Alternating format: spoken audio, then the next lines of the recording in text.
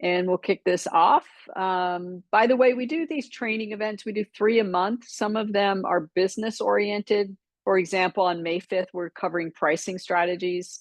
How do you price your business, whether it's a product or a service? We also cover personal fuel, and we've got one coming up called Take the Civility Pledge. I'm really excited about that. One of our members created the Civility Pledge, and we've gotten behind it, and we're promoting it. And I think in the times that we're in, it's very important. So feel free to register for either of these events. All of our community events are free of charge, and we're here to serve you. My name is Terry Maxwell, and what we do at ShiftCo is we train conscious entrepreneurs who are purposeful how to grow their business and maximize their impact. Today, 85.7% of our members have doubled their business. That's important to us because what we know is when you double your business, you triple its impact. So we are here to help you grow. And we start first our relationship with you by sharing some of our insights and tools. And then if it feels right for you, you can join and we can help you grow, or you can just hang out with us on these free community events, whatever works for you. My background, how I got into this, I've been a serial entrepreneur for a long time. I'm turning 60 this month, so I've been doing this for a long time. I've had multiple large exits, including taking a company public on the NASDAQ stock exchange, and that was quite the journey. In 2009, I started over with this crazy idea. There has to be a way to do meaningful work and use my business growth skills and also make money. And I had a single goal, and that was to bring those two things together. I wanted to use business growth skills to make the world better. I created Share on Purpose, and it's like a purposeful Shark Tank is the only way to describe it. We have a speculator fund. We invest in companies. This is an example of one of our investments. It's the first zero waste makeup line. We have zero waste skincare line. So I'm a big believer in zero waste solutions. So that's an example of one of our investments. And then we also have what we call the cultivator, where we create our own companies that started with Succeed on Purpose and then a lot of on purpose brands. You can see I'm big on the purpose thing. And then in 2019, some of my clients asked me to create ShiftCo, and we launched ShiftCo in 2020. So that's a little bit about my background and how I got here. I'd like to just talk a little bit about this idea of balancing purpose and profit. And it is a balancing act. And so I'm going to ask you a few questions, and I'd love for you to put your comments in the chat. And Lisa is going to help me get your feedback as we go through this. So when you think about this balancing act, there's focusing on growth and profit, and there's focusing on meaning and purpose. Which of the two are you leading with and why? So is it equally balanced? Are you focused more on one side? Tell me a little bit more about that. And then Lisa, as people put things in the chat, if you'll share them, that'd be great.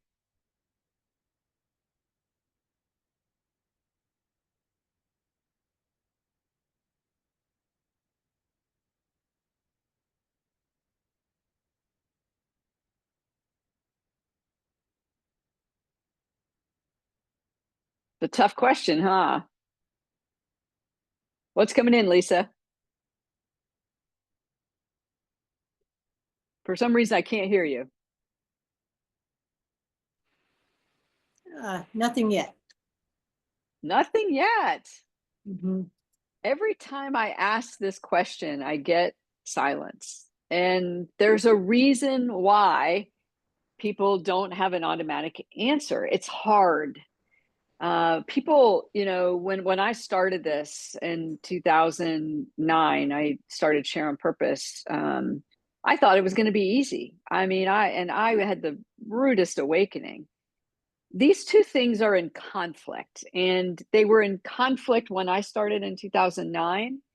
They're even more in conflict right now. And what I'm hoping to do with today's session is to help you understand why you're wrestling with some of those things and what you can do about it. And how do you really find this balancing act? Before I do that, I'd like to learn a little bit more about what you've tried. Have you taken the spiritual MBA course? Are there other things that you've tried? Have you attended seminars? What have you actually tried to find this delicate balance between purpose and profit? And please drop that into the chat.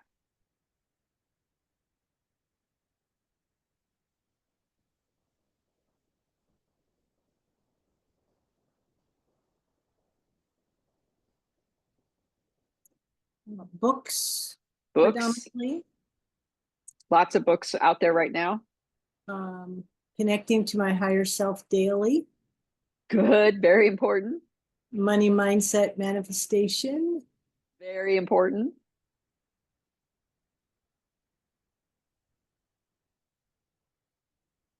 Well, as you're jotting some more things in there, what I discovered, so I ran into this in 2009 thinking, piece of cake, I'm a business growth expert. Now I'm going to use those business growth skills to do good in the world.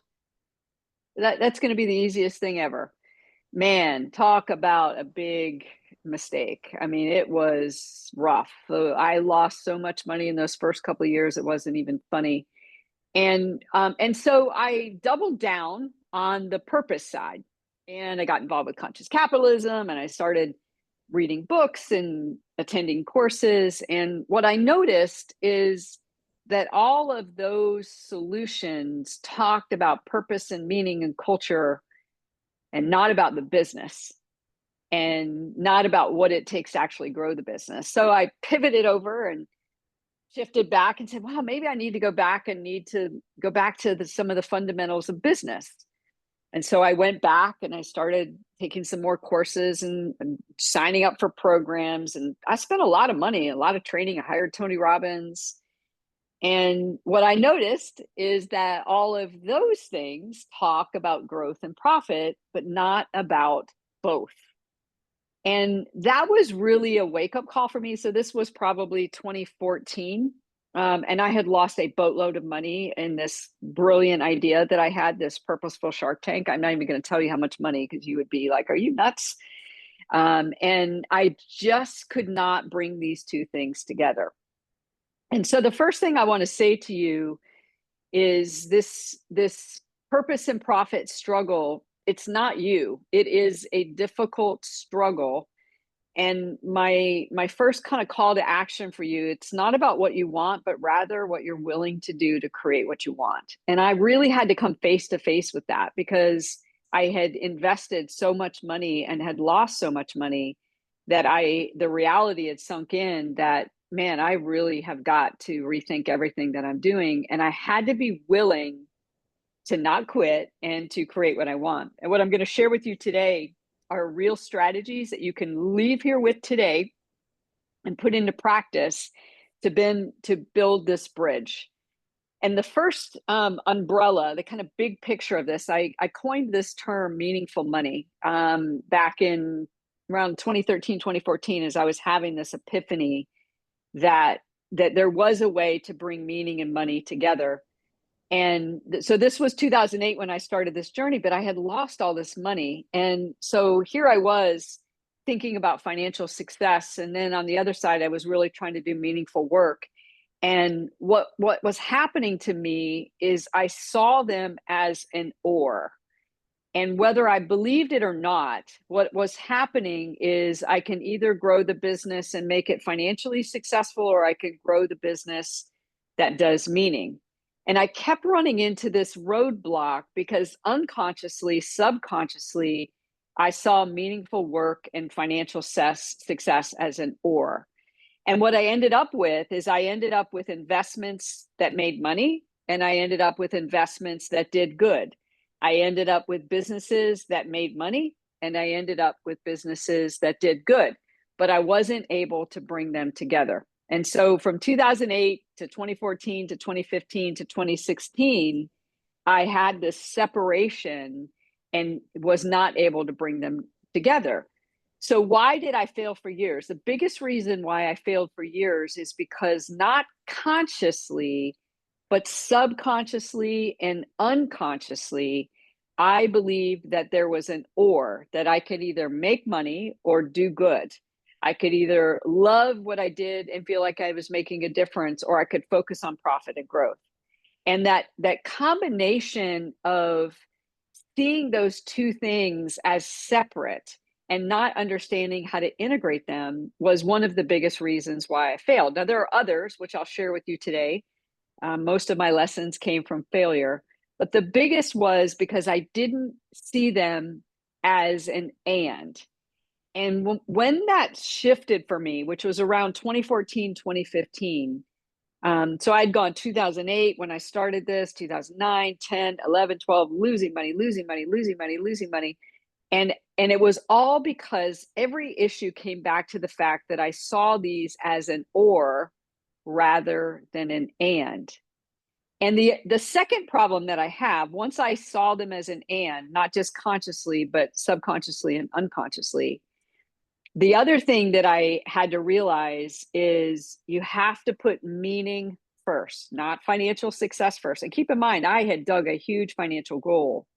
And every time I tried to put the money strategies first, things never worked. But when I reoriented them and said, let me put the meaningful purpose part first and let the money come from that, that's when things started to work. And that's what I want to share with you how to do today, is how to keep meaning and purpose front and center and the driver, but have financial success be right behind it. Financial success should support the meaning and purpose. And that's the part that we forget. When we put meaning and purpose first, it becomes the be all end all. I'll do anything to may have this purpose thing. But we're not realizing that the financial success is the support. It is in support of meaning and purpose. One of my favorite founders that I met in conscious capitalism, he's our attorney of record, and I absolutely love him. And he has this phrase, and he says, no money, no mission. And that was really the breakthrough that I had, is the money serves the mission. And in order for me to have the mission, the business has to make money. If I make decisions based on money, I'm going to lose sight of the meaning. And I had made that mistake on more than one occasion. Put all of my eggs in this one basket. That business grew. It was a $3 million business. Boom, boom, boom. It was growing, but it wasn't doing meaningful work. And eventually it came crumbling down.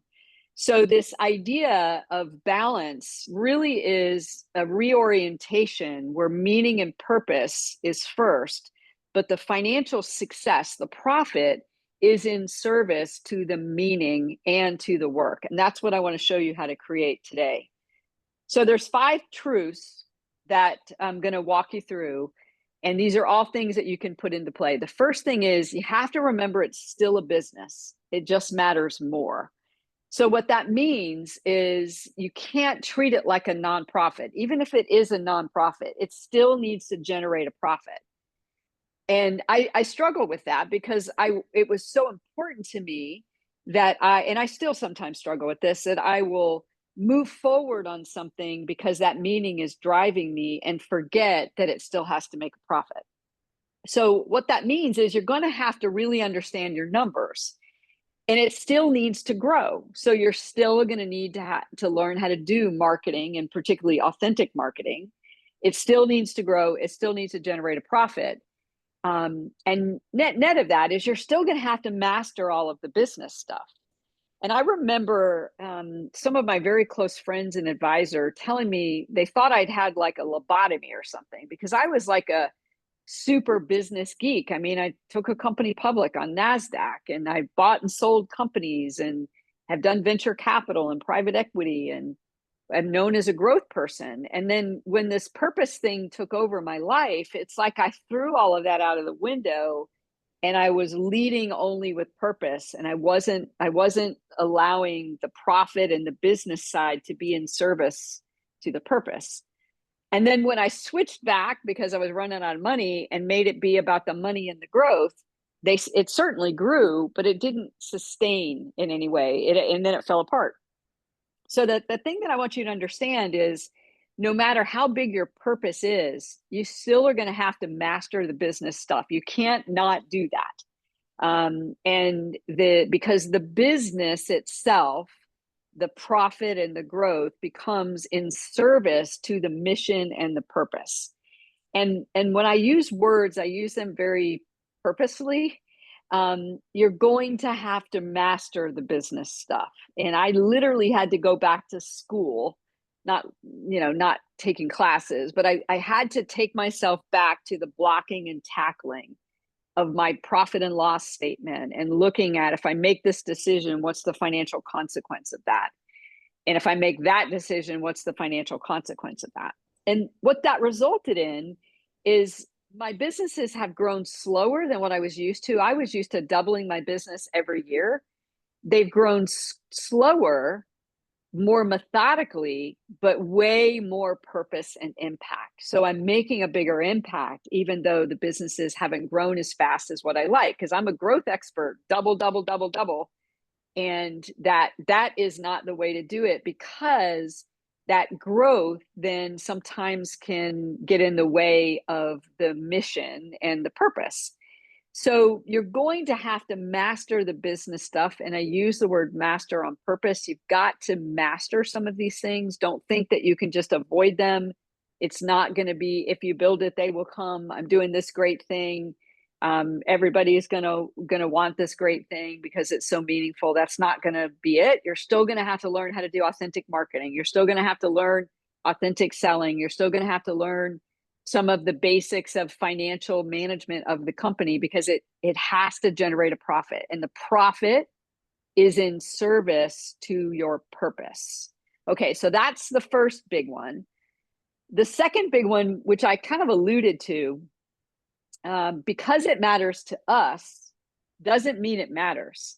So when I started my first purposeful business in 2009, Succeed on Purpose, I was on the radio, I had billboards, I had a big Hummer driving around Dallas, Fort Worth, find your purpose, change your life, and was throwing all of this money at my purpose and assuming that would automatically bring people to me, because I was teaching purpose and I was teaching how to live a life of purpose. And I had these really cool tools to help people do that.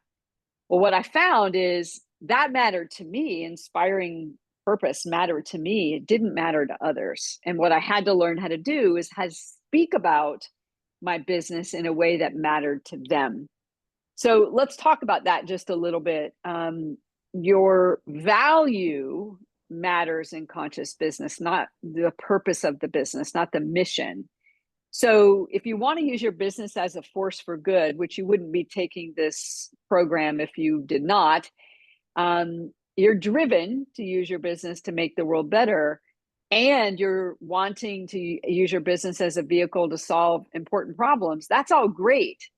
But none of those reasons are going to cause someone to buy from you. None of those. So I was running around talking about, I'm going to inspire your potential and help you find your purpose, and spending all of this ridiculous money on marketing, trying to help people see the value of purpose. And it was like crickets. But when I started changing those words to match what my target market wanted, which was meaning, and I started talking about finding more meaning in your work, creating more meaning in your business. I started talking about meaningful money in your career and in your business. Wow, everything changed, because I started using words that the buyer resonated with. I started using the benefit of what I was doing rather than what I was doing. So what I want to challenge you with, we have a program on our YouTube page called Ditch the Pitch, and you should check that out if you're struggling with this. If you're talking about your purpose and why it matters and all of the wonderful things that you do, but you're hearing that kind of crickets, nobody is listening.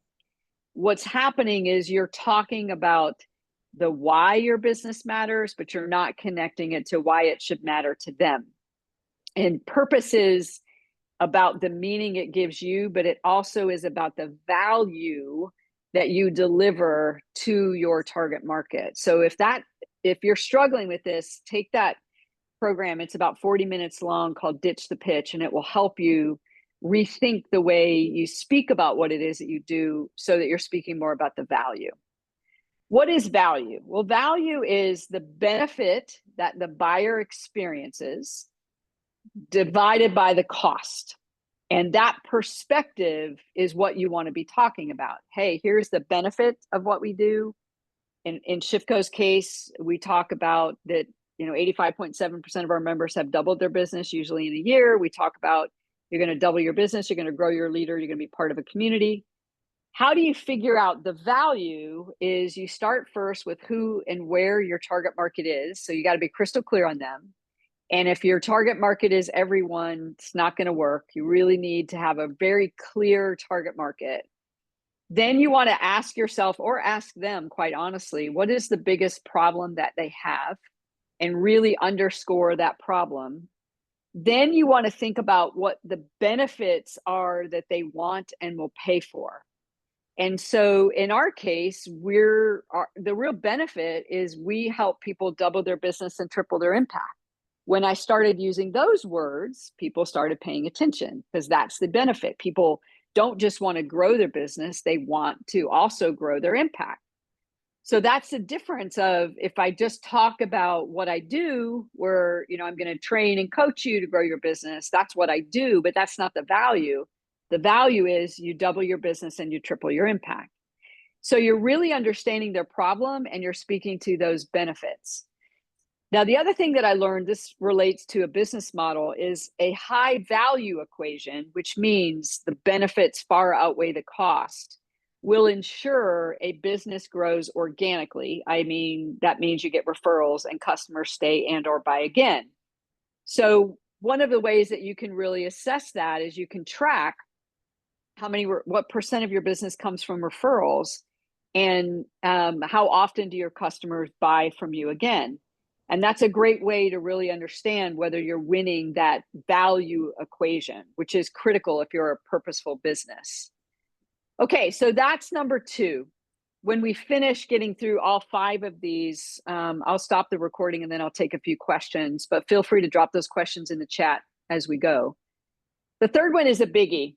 There's no silver bullet. There's no easy fix. Stop looking for one. And I mean this from my heart, from my head, and from my pocketbook, because like everybody else, I thought, if I just go to this conference, if I just hire this expert, somebody's going to give me the silver bullet, give me the easy fix. There is not one. And you're wasting your time and your money. And quite honestly, you're wasting your emotions chasing that silver bullet and easy fix. It's going to take effort. And just because the business is purposeful does not mean it's easier. In some cases, it's actually a little harder, but it matters so much more. There's not a day that I get up, even with the money that I lost in those first 6 to 7 years. The first half of my journey was a lot of failure. The second half of my journey is a lot of insights and a lot of success. But that hard failure made me a better person. It made me a better human. So this quick fix idea, out of your head, it's not there. Nobody has the answer. Even in Shifco, we don't have the answer. What we have is tools and resources. We're not going to give you a magic pill of silver bullet. We're going to help you diagnose what's wrong, and we're going to help you figure out what you got to do differently. And we're going to stay with you as long as we need to stay with you to help you figure those things out. But it's going to take effort. And the beautiful thing about the effort, which is very unique, is that you're going to become a better human and a better person in the process. And the reason for that is it kind of goes back to the power of why. So why are you building your business and why does it matter? This was one of my big ahas very early on. So keep in mind, I had this purposeful Shark Tank and I was investing $10,000, $20,000, $40,000 in these different business ideas, other people's ideas. Sounds great, right? And what I quickly saw is the people that were building the business for a really big why, and the why really mattered to them, were relentless. They wouldn't quit. the people that were thinking, hey, this is better than a job, or hey, somebody's going to invest in me, that should be easy money, or they're going to show me what to do, this should be a piece of cake. Those businesses went under and I lost my investment very quickly. But the ones that held together, I want to use your Izzy. This is one of our investments. This founder has completely innovated the personal makeup and skincare world, completely innovated. This is 100% zero waste, or 99.9% zero waste. It's a fabulous product. It's a better product experience. And he's saving the planet. And he's had more struggles than most of the founders that I know, more things that went wrong, but he will not quit. And he won't quit because he started the business because of his daughter. Her name is Isabel, Izzy. And he realized that her generation, the earth was going to be damaged because personal products are the second largest pollutants behind water bottles. And we all know how bad water bottles are. Personal care products, makeup in particular, shampoo, are some of the biggest pollutants. So his why was so big that it wouldn't allow him to quit. And that was the same thing for me. My why was so big, even though that failure was horrendous, that why was big for me, that I just couldn't quit. Even though I wanted to quit, I couldn't quit. And if you feel that I want to quit, but I can't quit, that's your purpose and that's your why. And what we want to do is we want to help you harness that, and we want to help you use it in a different way so that your business also makes a profit. The way that you do that is you understand that your purpose is a verb. Most people treat their purpose like a noun and or an adjective, but it's really a verb. And with purpose, it's about the action that you're taking to make a difference in the world. It's not about what you're doing per se, but it's about the action that you're taking and how that action serves those around you. And what I found is that I really do believe for purposeful founders, we are born to fulfill this purpose. For me, this work that I'm doing is something I can't not do, even if sometimes I wish I could give it all up sometimes because it's hard.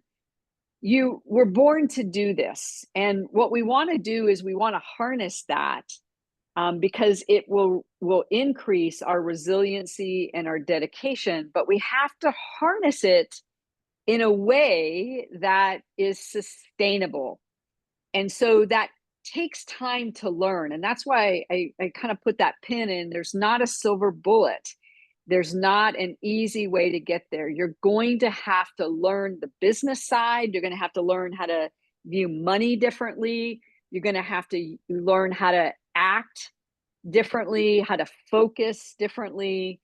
And that combination of it matters, but I still have to make sure that the profit is there, because the profit is backing up the purpose. Those elements take time to learn. Even as somebody who was a very seasoned business executive and serial founder who'd had a lot of financial success, I still failed because I was viewing purpose as separate from profit. They go together. Purpose comes first, but profit is in service to the purpose. And your purpose is a verb. It's not a noun. It's the action that you're taking. So when you're out there networking, do that on purpose. When you're building awareness for your business, do that on purpose. So all of those things should be leading, and they should be action verbs. Things that you're going to want to figure out. One is you're going to want to make sure you enjoy it. One of the things that I found with a lot of purposeful founders is they built the business that they thought they were supposed to build, but they don't actually enjoy it. So you really are going to need to enjoy it. If you're not enjoying what you're doing, that's one of the first places you've got to start. We call that a passion pivot. We have a program called Passion Pivot, and about 5% of the founders using Shiftco are in a passion pivot because they don't really enjoy the work or they don't enjoy the target market. So you can't fake that. You really have to enjoy the target market you're working with, and you really have to enjoy the work that you're doing. The second dial that you turn is the world should need it. And a lot of times when we're doing something purposeful, we really love it, but we haven't figured out how to connect it back to what the world needs. The third thing is the paid. That's why we teach things like pricing. We have a pricing expert in Shiftco, because you're going to have to figure out pricing and profit, because in order for profit to be in service to your purpose, you've got to really figure those things out. And then last but not least, it should be something that you're really good at.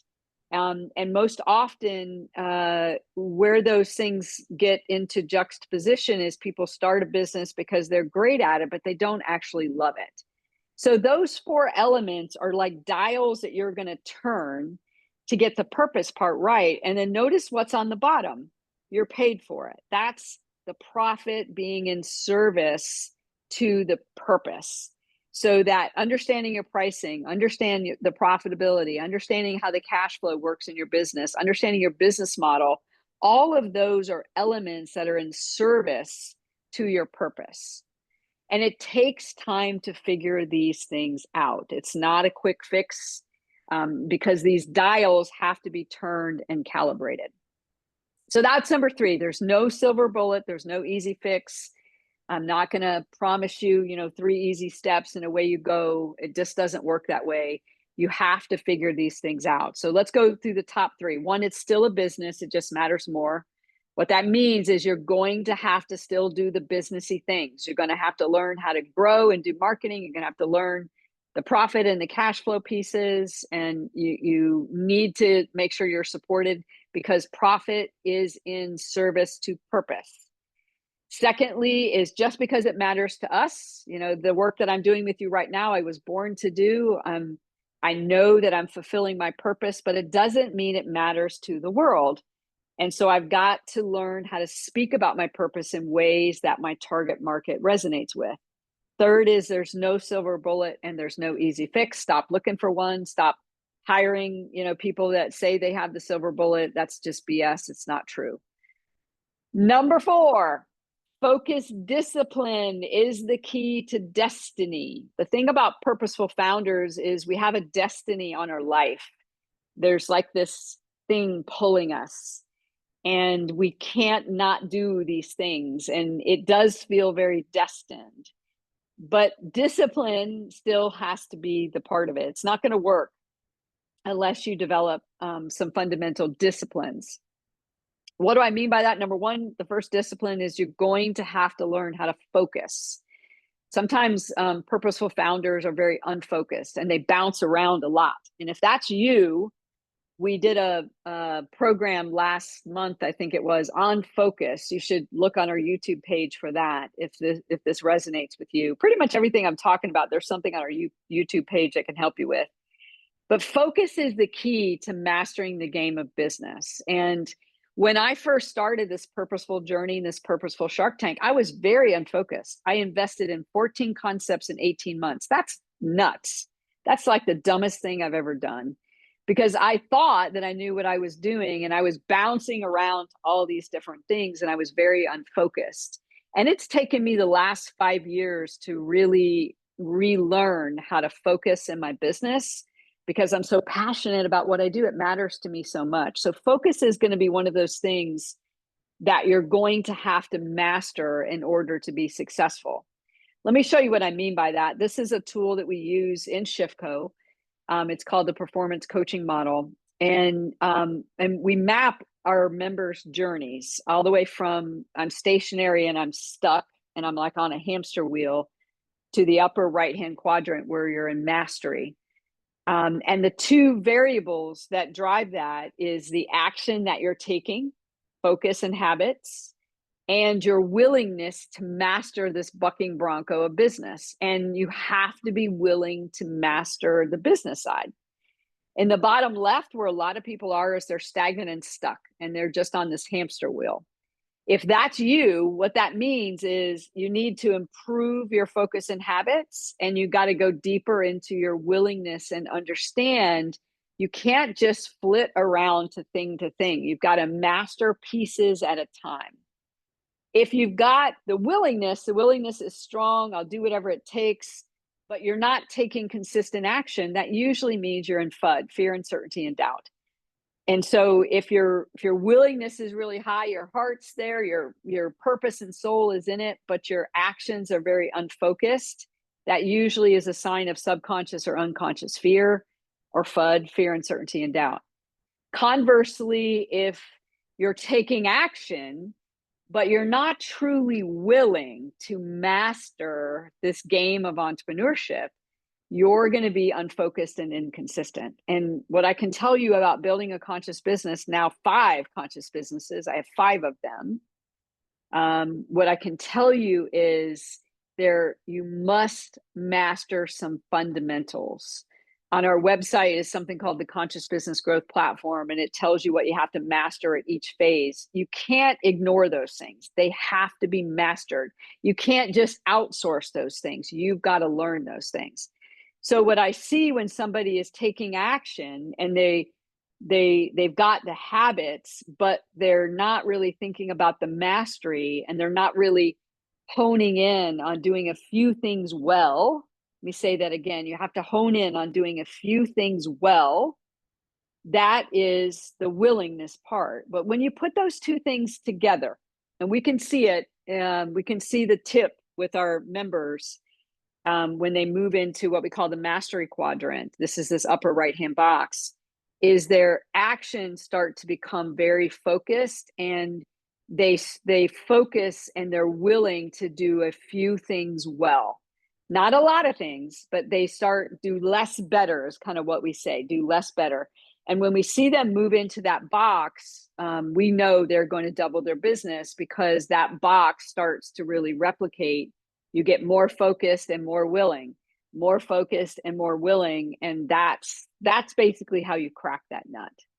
And this mastery concept, people want to ignore it, and they want to just go, oh, I'll learn this, I'll learn this, I'll learn this. It doesn't work that way. You have to master a few things and really, double down on them. And again, the Conscious Business Growth Platform on the Shifco website shows you, based on your revenue level, what you're going to have to master. That's not a joke. You really have to master them, and you have to be willing to make your head hurt sometimes to learn some of the things that you've got to learn. Can't skip that. Focus in particular requires 3 things. One is you have to know what to focus on, which is why I pointed that out. Secondly is you really do have to develop focus skills. We're not necessarily, as humans, great at focus, but you can learn it. You really can learn it, and you must learn it. And then third is you need some accountability. Everybody needs accountability. I have accountability partners. You should have accountability partners. So that's key. So focus, discipline is the key to destiny. And the last piece, and then I'll wrap up and take some questions. This was probably my most important insight, and not the one that I always like, is the business grows as we evolve. And what I have learned to do when one of the 5 businesses that I lead isn't growing, I don't blame a contractor. I don't get mad at one of our employees. What I do is say, Terry, there's something in you that has to change. What is it? Is it focus? Is it money mindset? All my money issues came to the surface. Is it fear of failure? Is it fear of success? What is it? What needs to actually change in me? And what I found is we transform first, and then the business grows. So we got to look at our stuff. We have to look at beliefs about our abilities, imposter syndrome. Every fear that you have about who you are and what you're capable of is going to come up in a purposeful business. Every fear, every negative belief is going to come up. You have to look at your beliefs about business. If you're fighting the old way of doing business, which a lot of purposeful founders are, I'm going to do it differently. I was one of those, not realizing it's still a business. If you're anti-corporate, anti-business, and you've got lots of negative beliefs about that, whether you realize it or not, you're setting yourself up for failure. It's still a business at the end of the day. What we want to do is we want to build meaningful businesses that make the world better, that are still profitable, so that we can have financial success. Third is we're going to have to challenge beliefs about our self-worth. Every year I do a self-worth assessment, and I really look at, am I standing in my power? Am I speaking with an authoritative voice? Is my ego getting in the way? Ego gets in the way when we don't feel worthy and we don't feel good enough. And then last but not least is we're going to have to challenge our beliefs about money. And this has probably been one of, I think, the biggest breakthroughs for me. Is I grew up very poor, incredibly impoverished. I grew up in a 600 square foot trailer with rats and roaches and parents that were alcoholics and abusive. I mean, we were dirt poor. And then I got out of that situation and chased money. I made a boatload of money. Then I realized I wasn't happy, I wasn't fulfilled. And then I lost all that money chasing purpose. And now what I can tell you is my beliefs about money are calibrated, that I want to be paid fairly for the work that I do. I want to serve in a way that is still sustainable. So you're going to have to challenge. These are just a few of the stuff areas that we have to look at as a purposeful founders, but your business grows as you evolve. Don't blame somebody. Don't think, oh, it's this or oh, it's that. Go inside and look at your beliefs and look at your actions. Are your actions in alignment with your belief? Are you bouncing around all over the place, or are you focused, and are you willing to do what's necessary to grow the business? And what we found with the members, 85.7% of our members have doubled. They share 5 things. One, they're very committed to personal growth. Secondly, purpose matters to them, but it's not the be all end all. Third is they've learned how to speak about the value that they provide rather than just speak about the purpose or what they do. Fourth is they want to grow their business. And then 5 is they want to grow their business in a sustainable way that generates an impact. And that's what we found. So that business growth side, it's still a business, and your business still must grow in order for you to make the difference that you want to make. So I'll end this and just remind you guys that we have a pricing class on a workshop on May 5th. I encourage you to check that out. On May 14th, we're going to be doing some personal work around the civility pledge. And then I'm going to pause and take some questions. Who has